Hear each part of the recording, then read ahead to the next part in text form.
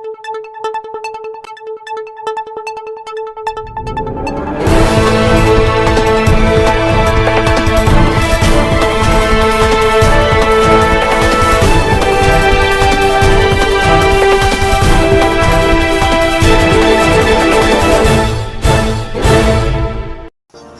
علیکم ناظرین، آپ دیکھ رہے ہیں KPNHD، میں ہوں سلمہ خالق۔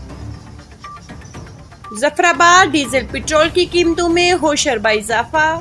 دارالحکومت ظفر آباد کے روٹس پر چلنے والی پبلک سروس گاڑیوں کے کرایوں میں بھی پھر من ماہانہ اضافہ کر دیا گیا ہے۔ من مرضی کے کرائے وصول کرنے پر گاڑیوں میں تو تکرار اور جھگڑے معمول بن گئے ہیں۔ پیٹرولیم مصنوعات کی قیمتوں میں اضافے کے بعد انتظامیہ تاحال کرایوں کا تعین نہیں کر سکی۔ تفصیلات کے مطابق پیٹرولیم مصنوعات کی قیمتوں میں اضافے کے بعد مظفر آباد سے راولپنڈی، جہلم ولی، گڑھی دوبٹہ، پھٹیاں بالا، چناری، چکوٹی، چکار اور دیگر روٹس پر چلنے والی پبلک سروس گاڑیوں کے کرایوں میں بھی شدید ترین اضافہ کر دیا گیا ہے۔